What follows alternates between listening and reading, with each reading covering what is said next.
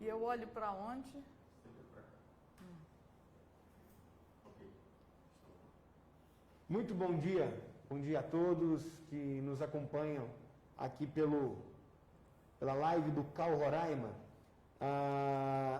Nós estamos fazendo duas transmissões ao mesmo tempo, Facebook, que posteriormente será colocado no YouTube, e em paralelo aqui a gente está assistindo pelo Instagram. Então quem estiver nos assistindo pelo Instagram, qualquer momento, caso não estejamos olhando para vocês pela câmera, nós estamos olhando para a câmera aqui do Facebook e YouTube. Mas de qualquer forma, tanto vocês pelo Facebook, YouTube e Instagram, sintam todos bem-vindos à nossa live. Bom dia, boa tarde, boa noite, se você não está vendo ao vivo. O meu nome é Nixon Dias, sou arquiteto e urbanista e conselheiro federal eleito pelo estado de Roraima.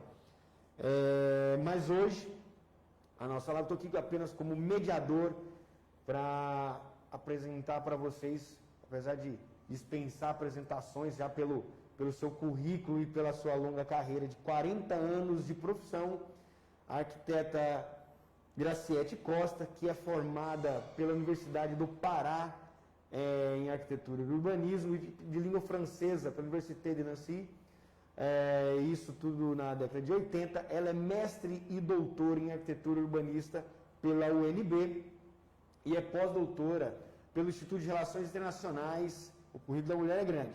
E trabalhou como arquiteta e urbanista em diversas cidades brasileiras, Belém, Manaus, São Paulo, Rio, Brasília e atualmente em Boa Vista.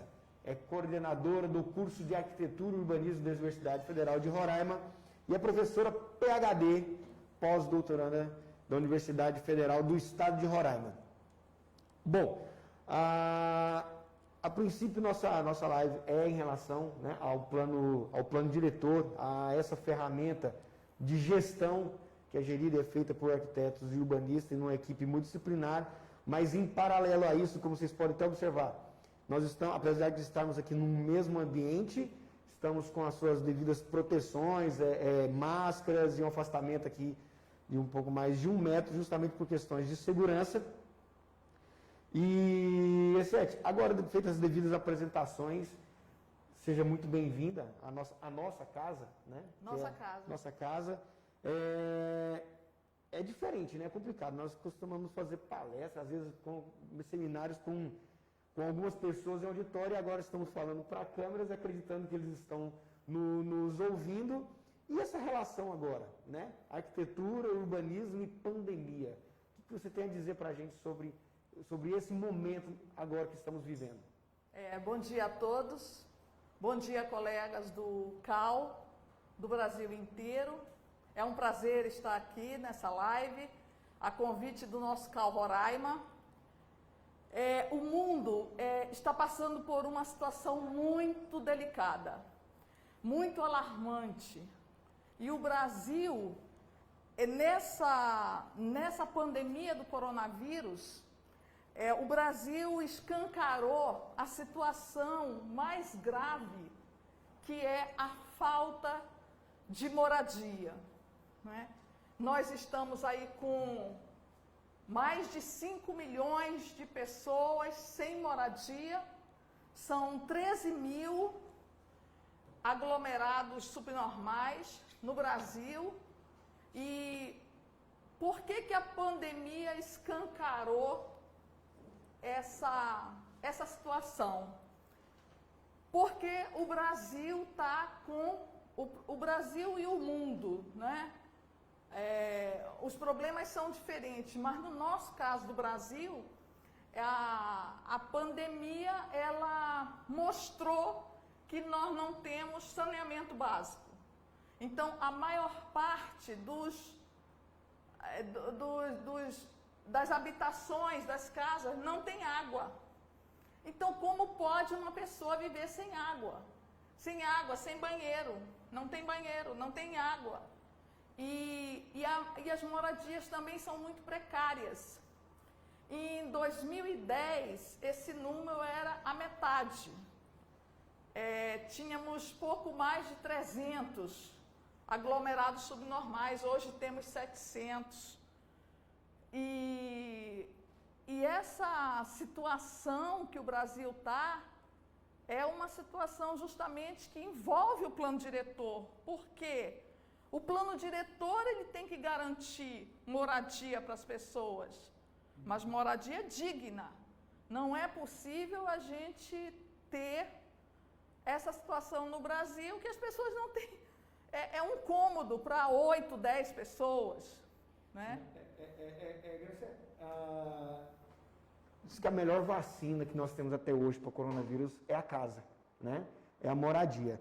Mas você está fazendo uma ligação interessante, que é então em relação ao saneamento, né? Então você está dizendo para mim que a partir do momento que nós não temos saneamento disponível na sociedade, esse índice de vulnerabilidade, de risco da sociedade é maior, é isso? Então nós estamos falando então dos 4 pilares do saneamento: água, esgoto, drenagem e coleta de lixo. Então seria essa relação, então. Sim, sim. Interessante. Bom, como a nossa própria live, também o pessoal é o seguinte, só um recado. A quem está no Instagram ou no Facebook, no YouTube, caso tenha alguma pergunta também, eu vou estar olhando aqui tentar acompanhar aqui em 3 telas aqui ao mesmo tempo. Caso surja alguma pergunta, algum questionamento, eu vou pedir para a Ingrid também me ajudar, me dar uma ajuda em relação a aparecer alguma pergunta. Coloca aqui para a gente, ou no meu WhatsApp aqui, ou sinaliza no próprio Instagram, para eu poder olhar e repassar essas perguntas. Sim, voltando à nossa discussão.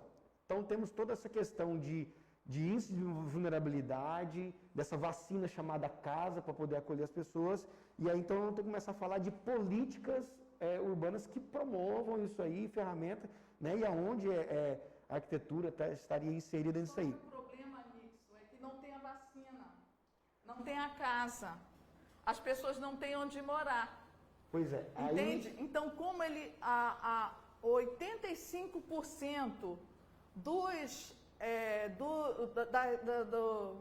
das habitações são feitas pelas próprias pessoas. O arquiteto não entra, não está entrando nessa... nós temos que fazer minha culpa, minha máxima culpa. Nós não estamos ajudando as pessoas a fazerem suas casas, né? Nós temos uma realidade aí que as pessoas têm um cômodo e foi ela própria que fez o cômodo, não foi o arquiteto. Aí eu deveria estar inserindo a assistência técnica, o ATIS. ATIS, temos que... Para quem não conhece, o que é a ATIS? A ATIS é a assistência técnica para habitação de interesse social. E aonde é que entra o plano diretor na ATIS?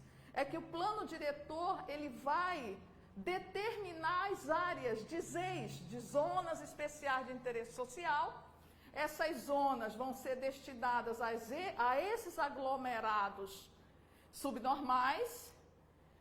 E então, com esses aglomerados subnormais todos mapeados e inseridos nas ZEIS do plano diretor, então aí entra a ATIS, que é a assistência técnica por meio do CAL, por meio do grupo de arquitetos, por meio do governo, por meio das instituições, ONG, a associação de moradores, porque os moradores, a gente percebe que os moradores estão se organizando nas associações e isso é muito positivo. Agora, está faltando a presença do arquiteto lá, está faltando.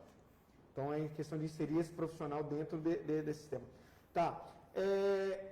E aí, então você está dizendo que no próprio plano diretor da cidade é possível a gente criar essas ferramentas, colocar essa proposição e provocar isso de forma que a assistência técnica chegue até a necessidade. Sim. Então, quem ganha com a produção de um plano diretor eficiente? Olha, quem ganha é a sociedade, mas também o poder público ganha, porque esse plano diretor, estando elaborado e atualizado, essas áreas de aglomerados, elas vão ser inseridas para serem regularizadas, e essa regularização vai trazer o pagamento do IPTU. Com o pagamento do IPTU, ele vai poder fazer um empréstimo na Caixa Econômica ou em outro banco. Ele vai poder fazer um empréstimo para fazer ou a reforma da casa ou a construção da própria casa. Mas a verdade é que ele não vai mais ficar numa situação irregular, né? Os aglomerados subnormais, eles têm vários nomes. Em algumas cidades são chamados de favela, noutros invasão, noutros pode ser até comunidade, noutros pode ser, enfim, pode ser vila. Até já havia aglomerados no Nordeste que se chamam vilas. Então, tudo isso só muda o nome, mas a situação urbanística é a mesma, é a falta de regularização fundiária. Então, você está me dizendo agora que, então, dentro dessa própria proposta de um plano diretor eficiente e inteligente, é possível a gente provocar uma regularização fundiária, que essa regularização fundiária vai dar condições de políticas públicas e de autofinanciamento e de proposição, que aí, então, a gente está voltando lá para aquele início da nossa conversa. Com o plano diretor, com a regularização fundiária, a gente consegue criar essa vacina chamada casa, então, para a sociedade. É isso? É. Excelente. Eu acho... E o poder público vai ganhar à medida em que ele vai aumentar a arrecadação, porque vai não só o IPTU, mas outras coisas vão advir dessa situação. E também o poder público vai ter acesso a linhas de crédito que o plano diretor, quando você tem o plano diretor atualizado e elaborado, tem os mapas do plano diretor, e esse plano diretor, ele vai consubstanciar ao poder público, Estado, município, a ter acesso a linhas de crédito que ele, sem um plano diretor, ele não tem. Além do que, ele vai ficar mais próximo da sociedade. A sociedade vai ficar mais próxima do poder público, as associações vão ficar mais bem assistidas e nós, arquitetos, vamos poder ajudar de alguma forma. Quando você começa a falar sobre essa questão das coisas se somarem e se juntando e promovendo algo, eu estou entendendo também então que é possível, se a gente conseguir implantar nas cidades brasileiras, manter esses planos diretores atualizados na fundiária, a gente estaria então estimulando a economia do país? Sim. Então você vê então uma forma, não só questão da moradia, de saúde, de salubridade, vulnerabilidade, mas também econômica e propositiva. Sim. De fato, uma pesquisa recente, até mesmo do Sinduscom Nacional, levantou que 80% do cimento comprado no Brasil é da autoconstrução, né? É aquele onde não está um profissional inserido, a pessoa vai lá e faz, mexe no banheiro, mexe no quarto, porque às vezes também, de fato, algumas pessoas já têm o local, né? Só as condições de moradia que estão, às vezes, insalubre e teria essa melhoria. Então, com o plano diretor, a gente consegue, então, definir até essas áreas, essas zonas de interesse social e aonde vai crescer a cidade, é isso? Com certeza. Então, de que forma o plano diretor vai estimular essa economia local e regional? Não, mas acho que já respondi essa. Já está respondido, né? Já, com o plano diretor elaborado, vai haver a arrecadação do IPTU, e não só do IPTU, Acaba estimulando o comércio local. Sim. Não só a questão de recolhimento de impostos. Não só o IPTU, mas também o ICMS, porque todas as mercadorias que forem compradas para o benefício daquela casa, da regularização daquela casa e a melhoria daquela casa, vai movimentar o comércio de uma certa forma, né? Principalmente a indústria da construção civil. Que é a maior indústria do país hoje. Tem uma quinta pergunta aqui. Quais os projetos que poderiam ser usados no caso de Boa Vista, por exemplo? Olha, Boa Vista, ela Só uma questão para atualizar, que tem pessoas que não são daqui de Roraima, só para atualizar, nós estamos no estado de Roraima, na cidade de Boa Vista, onde temos algumas particularidades em relação a esse caso. E eu estou acompanhando aqui pelo Instagram, tem bastante aqui arquitetos do estado de Roraima e alunos também da Universidade Federal e da Estácio aqui acompanhando a nossa live. Então a pergunta que eu fiz para a Graciete, então, em relação, dentro dessa perspectiva que a gente estava conversando aqui, dessa construção de raciocínio, das ramificações do plano diretor, quais os projetos poderiam ser usados no caso de Boa Vista, Graciete? No caso de Boa Vista, Boa Vista, o estado de Roraima, por ter uma situação diferente, né? É o estado mais setentrional do Brasil, estamos numa tríplice fronteira, mas a situação da cidade de Boa Vista em relação às outras cidades do Brasil é uma situação muito boa, do ponto de vista de que a prefeitura tem feito, tem colaborado, tem trabalhado com iniciativas, ouvindo as associações. Nós temos um conselho das cidades, né, que se reúne sempre na Assembleia Legislativa, e esse conselho reúne as associações de moradores.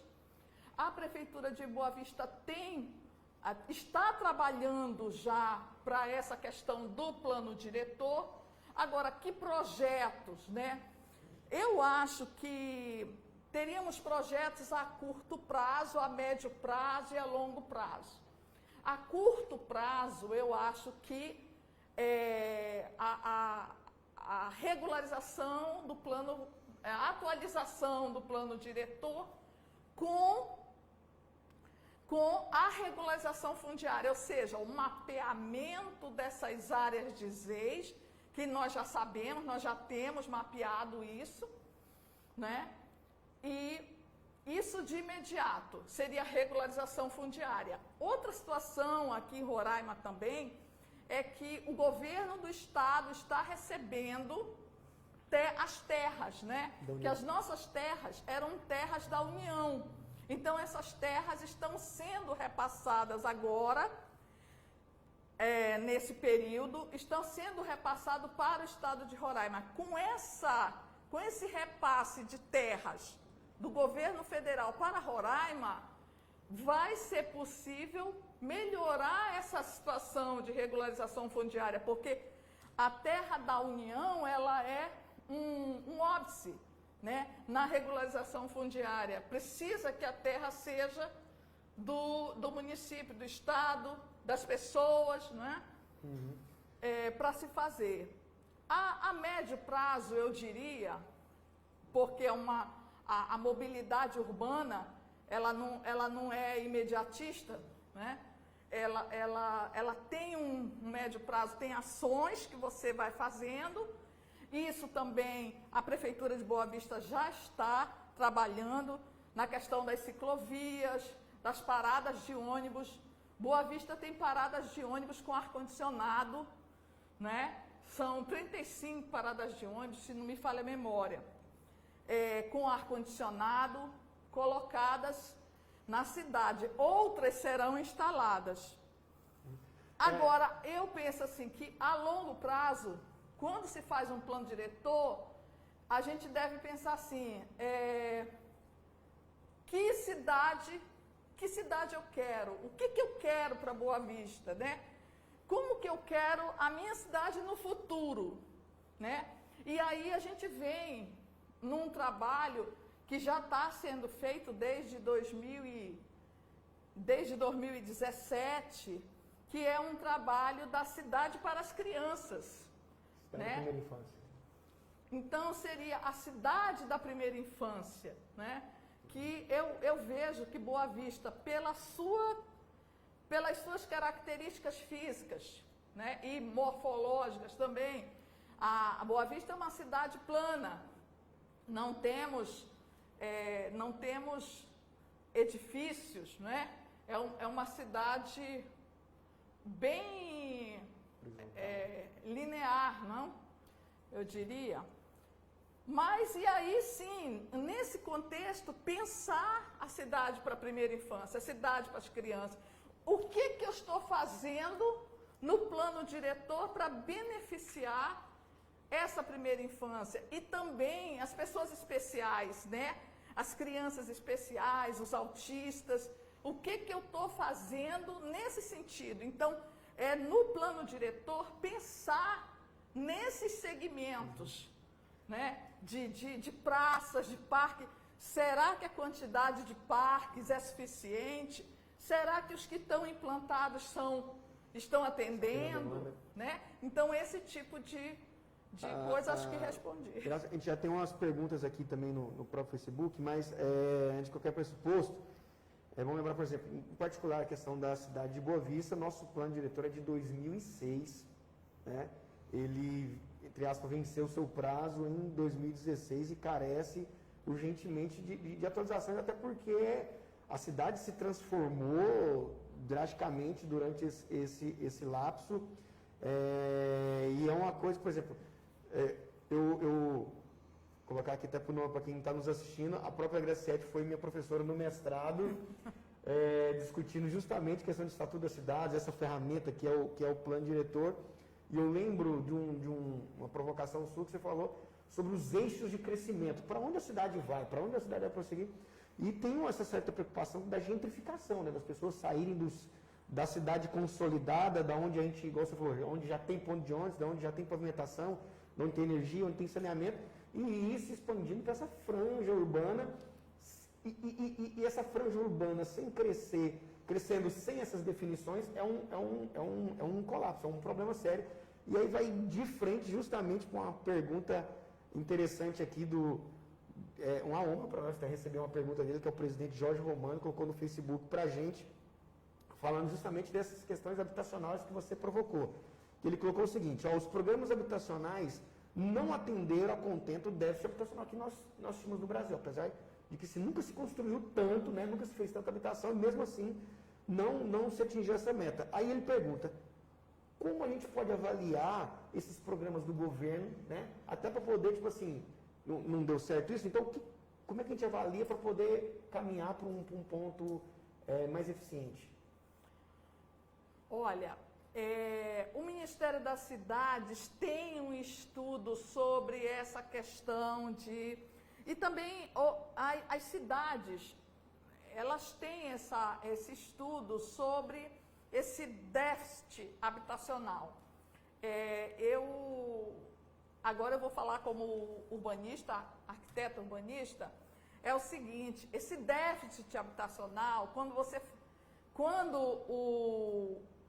o setor público fala em déficit habitacional, ele está falando na quantidade de moradias que falta. Ele não está fazendo a conta que deve ser feita. A conta que deve ser feita é: quantas moradias eu preciso? X. Quantos terrenos, quantos lotes vazios e subutilizados eu tenho na cidade toda? Então, centro, bairros, eu vou identificar todos os terrenos vazios. Eu fiz essa conta lá em Brasília, quando eu estava fazendo doutorado, em 2010, 2011. Eu fiz essa conta. Se você pegar todos os lotes vazios que você tem na cidade, você faz esse déficit, você cumpre esse déficit habitacional, ainda sobra lote para fazer uma festa. Entendeu? Então, na verdade, esse déficit habitacional, ele está sendo colocado só como um número absoluto, e ele não pode, o urbanismo não pode tratar números absolutos, porque nós somos das ciências sociais. Então, a gente tem que ver as variáveis. Esses lotes vazios, quantos são do poder público? Quantos são de particulares? Quantos estão ociosos, abandonados? Quantos são de organismos tipo INSS, enfim, que a maioria das cidades brasileiras tem esses prédios, né, abandonados e não se faz nada com ele. E aí eu tenho déficit. Não, eu não posso fazer um número absoluto, e eu acho que o Jorge Romano está concordando comigo, que eu tenho que fazer essa conta, essa avaliação de lote por lote, bairro por bairro. Isso aí não é uma coisa feita assim, no mapa, não. Você tem que pegar todas as áreas individualmente, mapear. Nós fizemos isso, um trabalho que nós fizemos numa disciplina, nós fizemos isso da Avenida Taíde Teve. Mapeamos toda a Taíde Teve, o que é lote vazio, onde está banco, aonde está a loja, quais são as lojas, e mapeamos tudo, fizemos uma planta urbanística dessa situação. Então isso aí é só um exemplo. Um levantamento de diagnóstico mesmo, que aí seria o resultado que o próprio presidente Jorge Romano acho que é uma das perguntas dele, né? Essa forma de diagnosticar. Mas então, provocando o seguinte, então, ou seja, por mais que a gente tenha um plano diretor, se atualize e tal, eu estou vendo que as responsabilidades são subdivididas, né? Não é só obrigações e responsabilidades do poder público, mas as pessoas que têm, por exemplo, lotes abandonar na cidade também teriam responsabilidade e compromisso com a cidade, né? Sim. Porque é interessante isso que eu vou te falar, porque tem um levantamento que diz que na cidade de Boa Vista, 60% da malha consolidada está desocupada, então são lotes vazios, né? Então, que ferramentas a gente teria, por exemplo, até mesmo dentro do próprio Estatuto da Cidade ou plano diretor, que a gente daria condições de promover essa ocupação da cidade consolidada? Olha, isso tem vários instrumentos no plano diretor. Um deles é o IPTU progressivo. IPTU progressivo. Tá? Então, você tem o IPTU progressivo, que você tem um prazo para você fazer alguma coisa naquele seu terreno, se você for um lote particular, né? Isso já foi aplicado em várias cidades brasileiras, IPTU progressivo no tempo, né? Mas tem outras coisas que pode se fazer. Se o plano diretor contemplar esses instrumentos, pode-se fazer muita coisa para melhorar a vida da cidade. Temos duas perguntas interessantes aqui. Uma do Cristiano Virgílio primeiro. Primeiro é o seguinte, então como acabar então com esses bolsões de pobreza? É uma questão de política ou de competência? É uma questão de política, não tem competência. Não, o Brasil não tem falta de planejamento, não. O planejamento está sobrando. Os arquitetos todos estão trabalhando. A gente está há mais de 30 anos trabalhando, 30 né? Trabalhando nessa área de planejamento urbano. Não existe falta de planejamento urbano, existe falta de vontade política, para não dizer outra coisa. E aí tem a segunda pergunta, ela é interessante ainda, até porque eu vi que tem 2 vereadores nos assistindo aqui, e é importante isso, vereadores da cidade de Boa Vista, e tem um que ele participa bastante aqui, sempre está presente aqui na nossa casa do arquiteto, que é o vereador Linoberg Almeida. Qual o papel da população e do cidadão no plano diretor? Essa é uma pergunta interessante, até para poder provocar as pessoas a quererem se fazer parte do plano diretor. Lino, muito obrigada pela sua pergunta. Olha, o papel da população é se organizar, né? Se organizar em associação de moradores, se organizar enquanto entidade. Nós, do CAL, nós temos que nos unir, nós temos que valorizar a nossa profissão, nós temos que valorizar o nosso CAL. Agora, a população, se você for olhar, a população ela está organizada, ela está se organizando, ela está pedindo, ela está implorando o plano diretor, né? Então, o papel da população é ir lá ir lá com o vereador, com o governador, né, com a nossa prefeita. A nossa prefeita é muito acessível.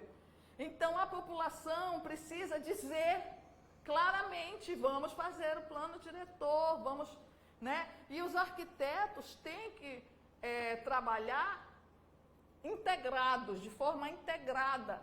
Nada de ficar fazendo coisa aqui, acolá, não, de forma integrada, com o poder público e com as associações de moradores, né? Eu vejo que a sociedade, o papel da sociedade é se organizar em grupos, se ela pertence a um acampamento ou a algum aglomerado subnormal, ela vai para a associação de moradores e vai botar na pauta essa questão da regularização fundiária, que eu acho a mais urgente, eu acho. Interessante. Tem uma pergunta interessante aqui da Milena, que eu vou, se você me outra, vou até querer participar dessa pergunta, porque ela é muito sensitiva. Milena, você que está nos assistindo, por favor, se identifique quais das Milenas, da onde, se você é daqui mesmo, de Boa Vista, para a gente poder interagir aqui. Só corrigindo também, o Cristiano Virgílio, ele é representante do Conselho dos Técnicos também, da primeira pergunta antes do vereador Linoberg. Vamos ver. A Milena, ela colocou assim, que avanços vocês observaram a partir do plano diretor de 2006? E isso é tão uma provocação interessante, conectada com essa pergunta do Nino, até para poder, tipo assim, a população se sentir partícipe do processo, né?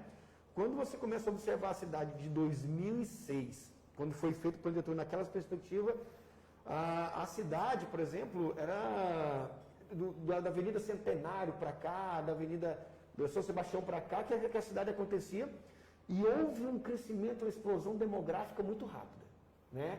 Veio aí os programas habitacionais, por exemplo, o próprio Cidade Satélite praticamente não existia, os Cruvianas, né? E durante esse lapso a cidade foi se transformando, tanto que mudou-se, mesmo sem mudar o plano diretor, parâmetros de altura, gabarito, recuos, mas não sei lá, enquanto isso, você observou mais alguma coisa em relação à construção da cidade, à questão social, à questão econômica da cidade de 2006 para cá? Sim, eu tenho estudado muito, Milena, eu tenho estudado muito Boa Vista. E o que eu observei na qualidade também das habitações, na qualidade, o acabamento das habitações, respeito à vizinhança, né, a normas, que se você for observar algumas construções anteriores, você vê alguma coisa assim que não estava atentando para a vizinhança. Mas eu acho que a grande mudança nesse período de 2006 até agora foi realmente a chegada dos venezuelanos. Nós temos 450, né?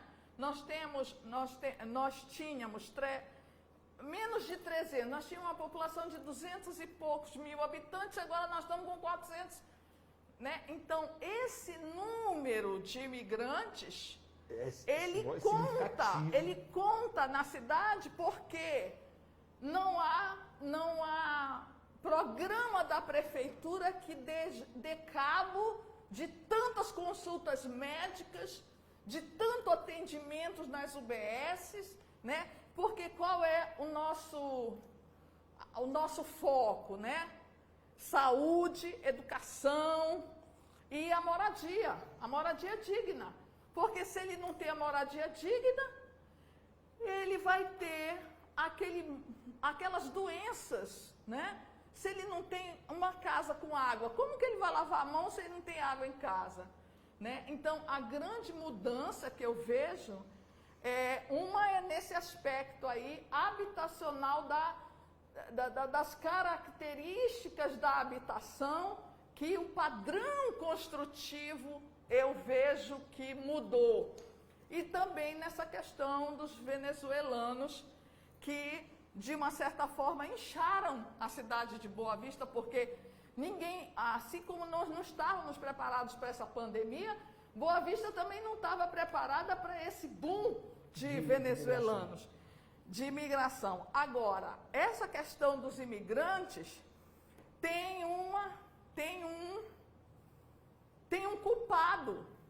culpado, o governo federal, que quando começou eu falo do governo federal abrangente, porque essa migração não aconteceu agora, né? Mas quando começou, o que o presidente da República, na época, deveria ter feito?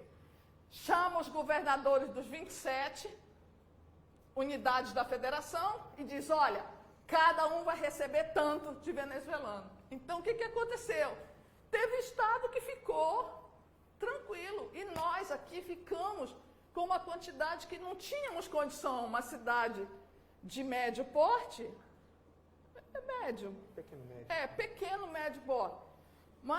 Uma cidade pequena, digamos assim, para ser uma capital de um estado.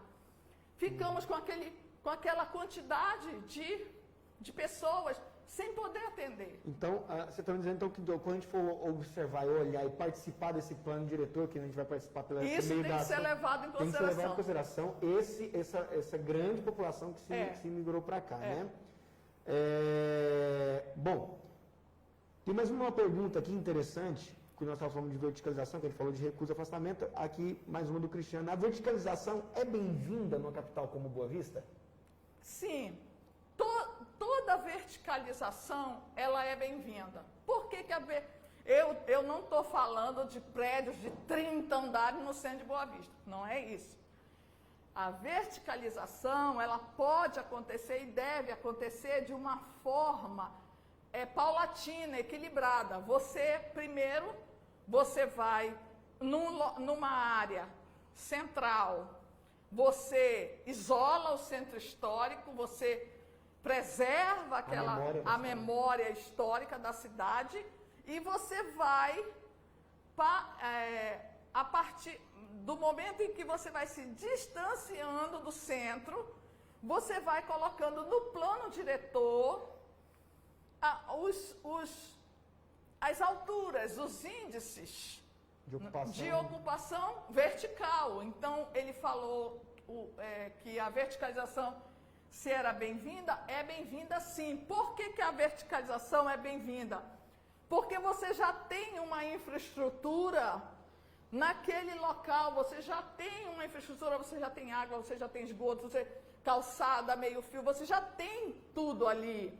Você já tem uma ciclovia. Então, você já tem aquilo que, se você pega aquele lote e coloca, por exemplo, para 6 andares ou até 3 andares, que 3 andares, pela norma, você não precisa de elevador, não é? Você pode ter um térreo e mais 2, né? Ou então os 3, você né? Indica um 3 pavimentos, gradativo. 3 pavimentos. Então, com 3 pavimentos, você não precisa de elevador e você potencializa toda essa infraestrutura urbana que em vez de ser pago por uma pessoazinha ali do lote, vai ser pago por várias famílias ali daquele edifício de 3, 4 andares. Temos mais umas perguntas aqui e temos até uma pergunta vinda de Santa Catarina. Ricardo, conselheiro federal do estado. Ele coloca aqui: quais instrumentos urbanos, você, professor Gressetti, considera essencial para o desenvolvimento sustentável de uma cidade? Todos os instrumentos do Estatuto da Cidade, porque o nosso plano diretor, ele é baseado na lei, né, 10.257, de 10 de julho de 2001, e aí, eu acredito que esses instrumentos teriam que ser os instrumentos do Estatuto, que estão listados no Estatuto da Cidade, quanto mais instrumentos você... Por exemplo, às vezes você tem um instrumento que não precisa estar no plano diretor, porque aquela característica daquela cidade não tem nada a ver. Só que você não sabe o que vai acontecer no futuro. E se você deixar de colocar aquele instrumento no plano diretor, na hora que aparecer a situação, você não tem meios legais de atuar. Então, na minha opinião, seriam todos os instrumentos do Estatuto da Cidade teriam que ser contemplados no plano diretor. Interessante, até porque a gente até tinha citado uma questão do IPTU progressivo, né? Ortogonorosa, fachada ativa. É porque a gente já fez. Consorciadas, né? A gente já fez e já errou. Então, logo quando a gente, em 2001, quando saiu a lei do plano diretor, do Estatuto da Cidade, a lei federal, um grupo de arquitetos urbanistas começou a ensaiar como que seria, né? Então, houve momentos em que a gente disse, não, mas essa cidade é de praia, ela não precisa ter esse instrumento. E aí a gente viu que depois ela se modificou e sem aquele instrumento não se podia atuar, né? Então, são os instrumentos do plano diretor, que é IPTU progressivo, outorga-onerosa do direito de construir, outorga-onerosa de alteração de uso, direito de preempção, que aliás tem uma lei agora que saiu, negócio que parece que direito de preempção tem qualquer coisa com relação a isso, mas é o direito de preferência que se você vai vender, vamos supor, o Nixon vai vender a casa dele, mas o Estado quer fazer alguma coisa ali naquela área. Então, o direito de preempção dá ao Estado a preferência de comprar a casa do Nixon por preço justo de mercado. Não pode baixar o preço, não. Eu estou dando uma olhada aqui, tem pessoas aqui interessantes, do Brasil inteiro aqui acompanhando a gente aqui, de Minas Gerais, vários alunos aqui da própria universidade, Mistal, Neide de Goiânia, e tem mais uma pergunta interessante aqui da Najor Nunes, acho que aqui daqui de Boa Vista, porque ela diz o seguinte: a partir da regularização em áreas ambientais, em áreas alagadiças, né? Está falando das lagoas aqui, Boa Vista, para quem não é de Boa Vista, a cidade aqui tem várias lagoas e por um tempo acabou se ocupando e se regularizou, né? E já são áreas ocupadas há mais de 5 anos. Não estaremos incentivando um crescimento desordenado? Quais os efeitos da cidade quando se ocupa essas lagoas? Essa é a pergunta da Najwa Nunes. Ocupar áreas de proteção ambiental é crime, né? Ocupar áreas de proteção ambiental é crime. Não acho bom.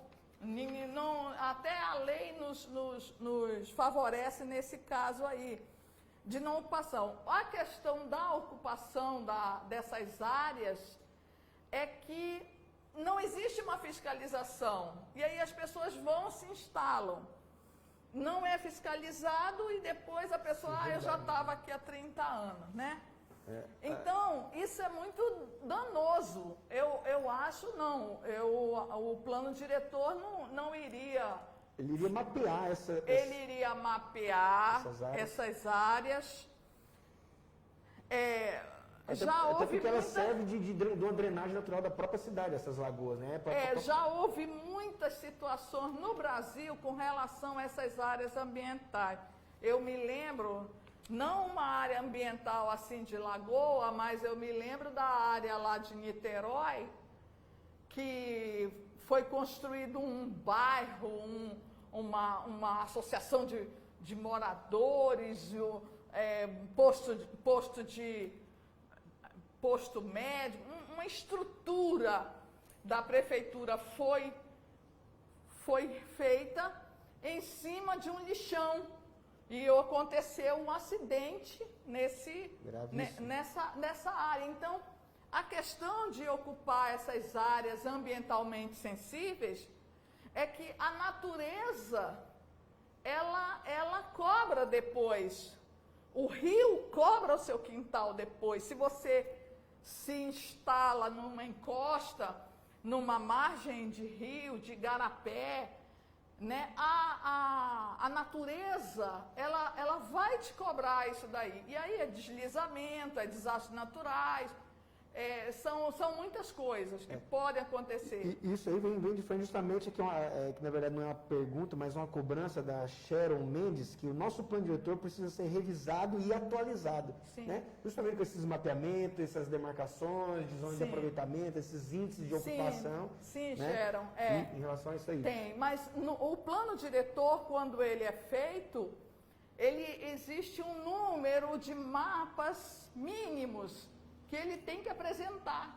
E um deles é esse mapeamento de ocupação de áreas, não só as áreas, aí é a parte ambiental, que vai entrar o mapeamento de todas as áreas de proteção, de mananciais e ambientais, mas também cursos d'água, mas também se existe próximo a essas áreas ocupações irregulares.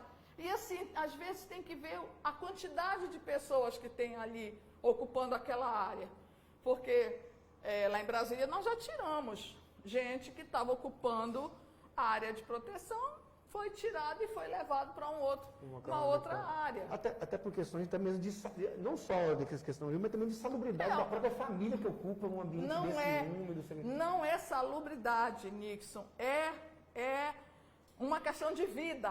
Pois é. Porque se ele ficar, ele morre. Pois é. Entende? Salubridade. Só que ele não tem o conhecimento suficiente para saber que ele vai morrer ali.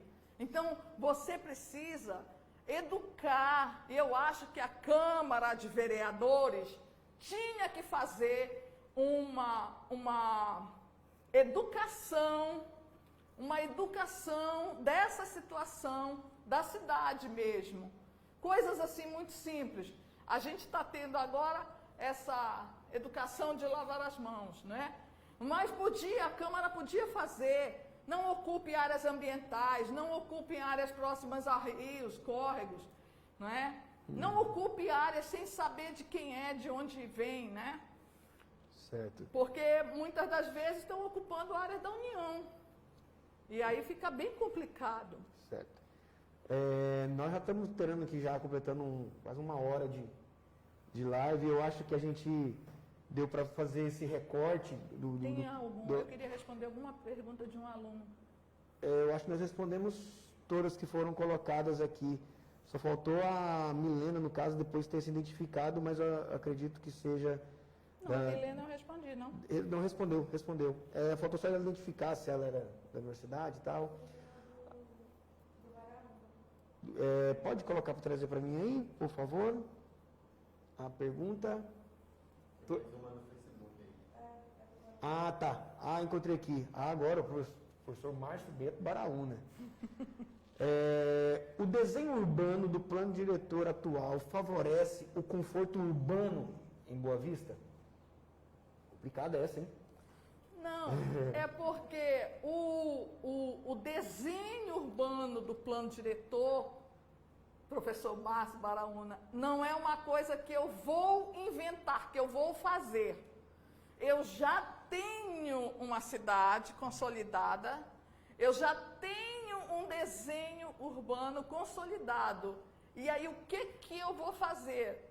Na hora de atualizar o plano diretor, é verificar aquelas áreas, se você vai aumentar gabarito, se você vai melhorar, por exemplo, a questão de ciclovia, de mobilidade, né? Tudo isso é sustentabilidade, né? A sustentabilidade, ela é abrangente, ela não é só o meio ambiente, mas o desenho urbano do plano diretor, ele é baseado no desenho urbano da cidade já existente. E aí, a partir daí, você vai eu diria que o plano diretor seria a organização desses espaços, ver aonde que a lei precisa melhorar, né? Aonde que os cidadãos que pagam o IPTU precisam ter um retorno.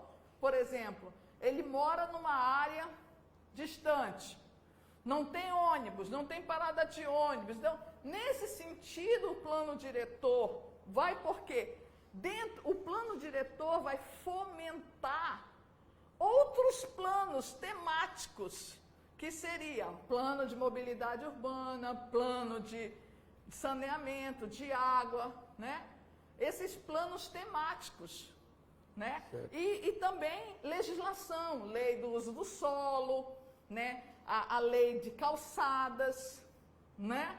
Então, tudo isso, da hora que eu arborizo mais, que eu dou condições de arborizar a cidade, eu estou melhorando a sustentabilidade da cidade no plano diretor. Então, não sei se eu respondi. A arquiteta Carol Souza está te mandando um oi, mas a arquiteta Ismênia está fazendo uma pergunta interessantíssima aqui. A Ismênia é nossa aluna. Não, já é arquiteta, já não? Não, Ismênia não. Ainda não, está quase então. É uma pré-arquiteta Ismênia. Está na porta, está na porta. Já. Mas ela faz uma pergunta interessante aqui, um problema grave que a gente passou, né? Que é em relação à gentrificação que a gente tratou lá no comecinho da nossa live. Então, ela coloca bom dia a todas e fala assim: qual a análise da professora a respeito da desapropriação dos moradores do Caetano Filho e sobre a gentrificação? Qual é o seu olhar sobre esse acontecimento?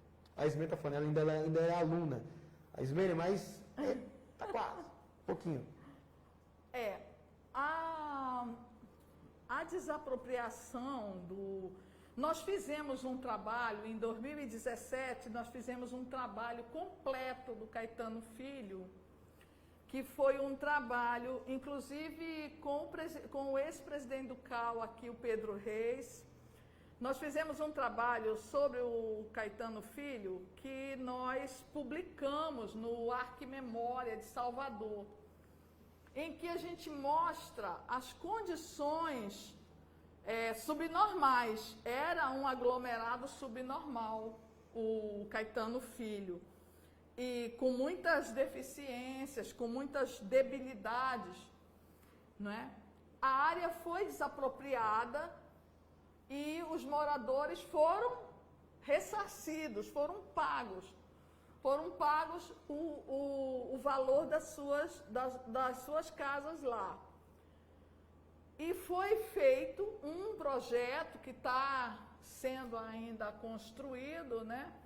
Um projeto para aquela área, né? A desapropriação de qualquer área, ali vai ser considerado uma gentrificação, mas no caso normalmente, quando acontece isso, ela acontece com os próprios moradores ali dentro, que não foi o caso do Caetano Filho. Então, eu não posso dizer que foi um processo de gentrificação, entende? Porque a gentrificação, os próprios moradores, eles vão vendendo as casas, né? Por exemplo, no Centro Histórico de Paraty, os próprios moradores, Centro Histórico de algumas cidades históricas, os próprios moradores foram vendendo as suas casas, indo para outros bairros e valorizando, e aquele centro ali, como Pelourinho, por exemplo, vai tendo um processo de gentrificação que é feito gradualmente. Entendi. Né? Tá. Que não foi o caso aqui. São processos diferentes. Processos diferentes. Mas uma pergunta aqui, acho que mais por questão de poder entender, quais as ações do Conselho da Cidade, ou qual o papel do Conselho da Cidade nessa construção de um plano diretor? Olha, o Conselho das Cidades, ele tem um papel muito importante, porque ele agrega diversos setores da cidade. Então, tem a associação de moradores, tem o poder público, tem a EMUR, que a nossa presidente do CONCID é a presidente da EMUR, Angélica Leite, tem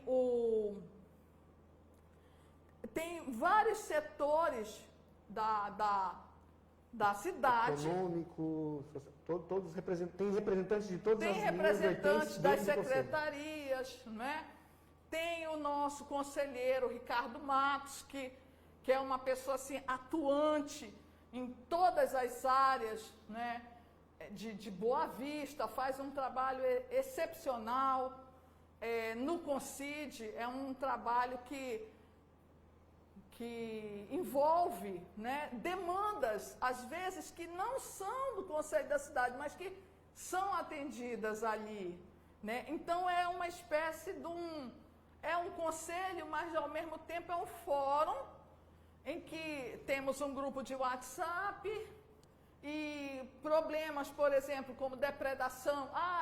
Está havendo uma depredação numa parada de ônibus, está havendo... por exemplo, com relação a ônibus, que o ônibus aconteceu isso, as empresas de ônibus. Então, às vezes precisa a pluralidade do conselho, o fato de ter representante tanto nas questões sociais, habitação, econômico, poder público, conselhos profissionais, que dá esse olhar múltiplo, né, para poder da construção desse plano diretor. Então, eu acho que é essencial, tanto a participação da população como esse trabalho do Conselho das Cidades, ele está em andamento já há bastante tempo, né, e ele está, digamos assim, fazendo um caldo, alguma coisa bastante densa, né, de cenários, né, de cenários que a gente vai ter aí no plano diretor. Entendi. Bom, Graça, acho que nós estamos já encerrando 1 hora e pouco de live. 1 hora de live.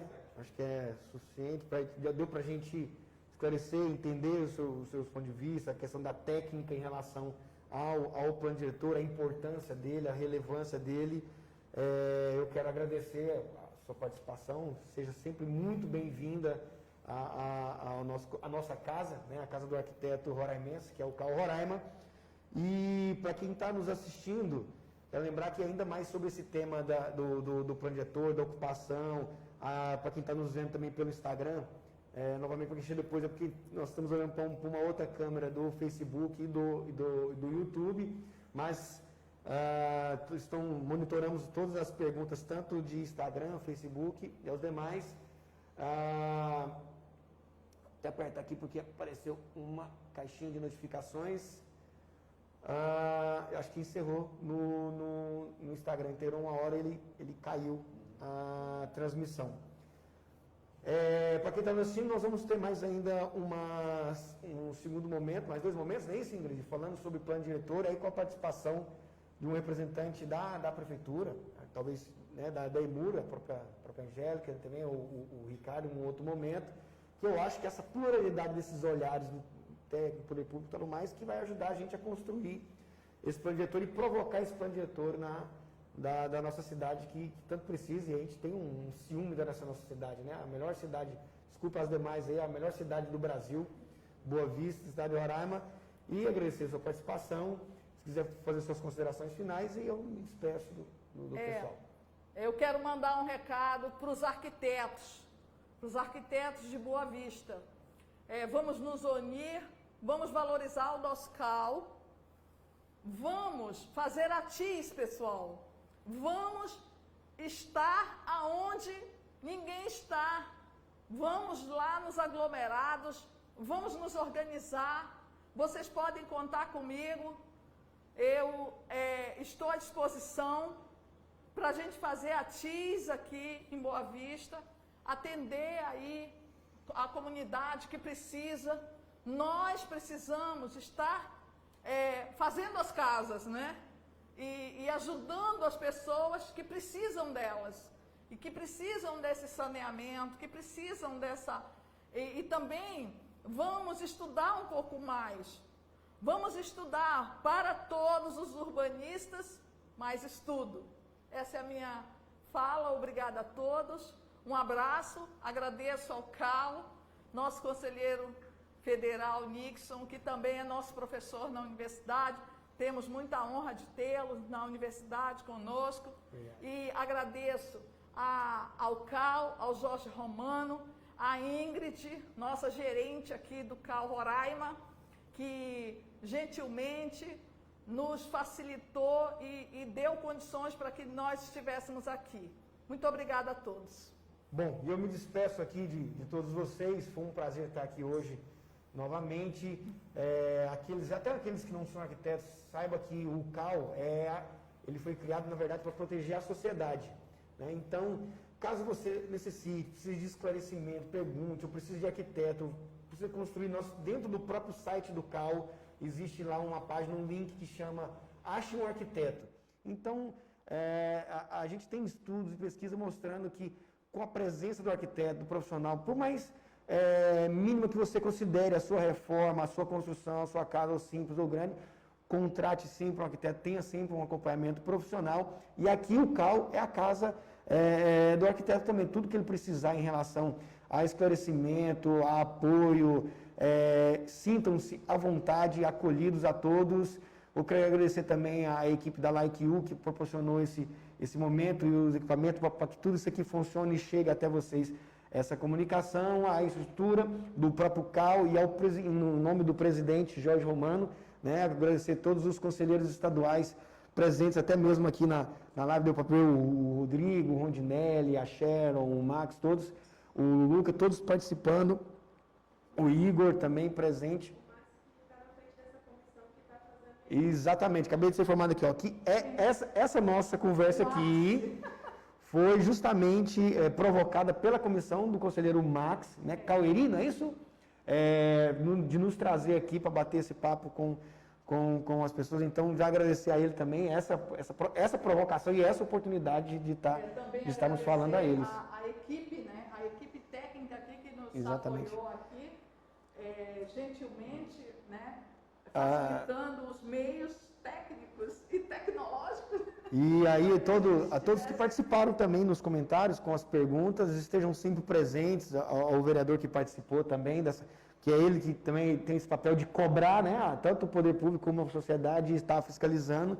A gente fica feliz em ver que tem pessoas, de fato, agregando e interessadas em fazer acontecer. A todos, muito obrigado e até breve. Tchau, tchau.